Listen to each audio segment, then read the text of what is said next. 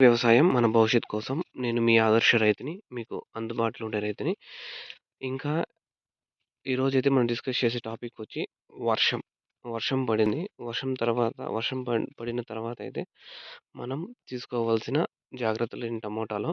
టమోటాలో అయితే మనం 100% వర్షం పడిన మరుసటి రోజైతే స్ప్రేయింగ్ చేయాలి. మనకైతే నిన్నైతే వర్షం పడింది. నిన్న నైటు అలా సాయంత్రం, మార్నింగు అట్లయితే వర్షం పడింది.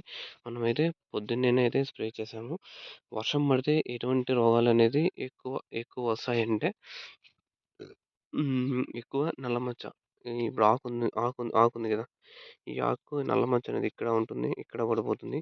ఈ కాండం ఉంది గదా! ఈ కాండం పైన గూడా నల్ల మచ్చలనేటివి పడిపోతాయి. ఈ ఈ ఈ పక్క కొమ్మలకి, ఈ కాండాలకి, ఈ కాండాలకి మొత్తం అంతా అయితే ఆహ్, నల్ల మచ్చలైతే 100% పడిపోతాయి.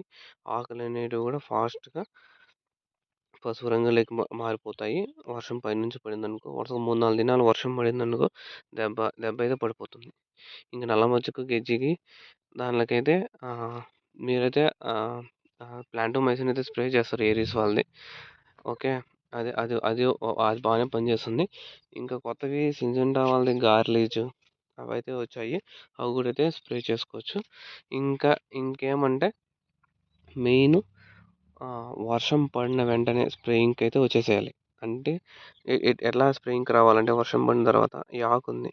ఈ ఆకు మీద ఎటువంటి తేమ అనేది ఉండకూడదు. తేమ లేనప్పుడు మాత్రమే స్ప్రేయింగ్‌కి రావాలి.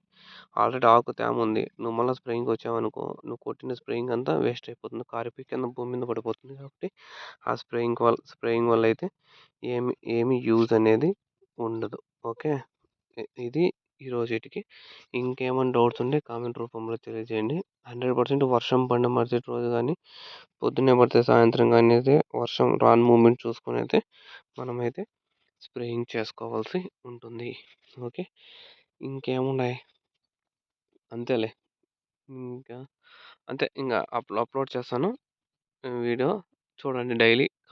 డౌట్స్ కామెంట్ చేయండి. ఇంకేమంటే చాలామంది అడుగుతున్నారు నెక్స్ట్ ప్లాంటేషన్ ఎప్పుడు అని.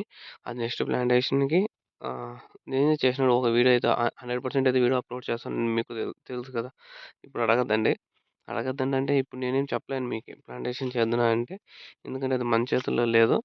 హ్మ్. నేను నాటినప్పుడైతే వీడియో అయితే అప్‌లోడ్ చేస్తాను. ఓకే.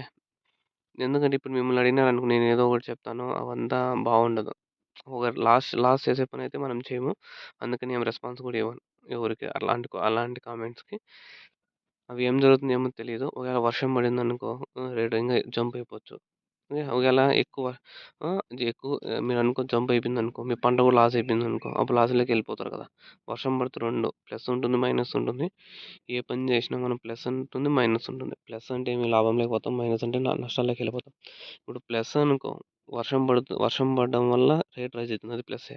కానీ నీ పంట కూడా దెబ్బతినిందనుకో అంతలా పెట్టిన పెట్టుబడి కూడా వెళ్ళిపోతది. అప్పుడు ఏమవుతుంది? మైనస్‌లోకి వెళ్ళిపోతాం. ప్లస్, మైనస్ 2 ఒకేసారి జరుగుతుంది కాబట్టి జాగ్రత్తగా అయితే ప్లాన్ చేసుకోండి. Okay. Please share and subscribe our channel Adarsh రైతు. Thank you. Thank you all farmers.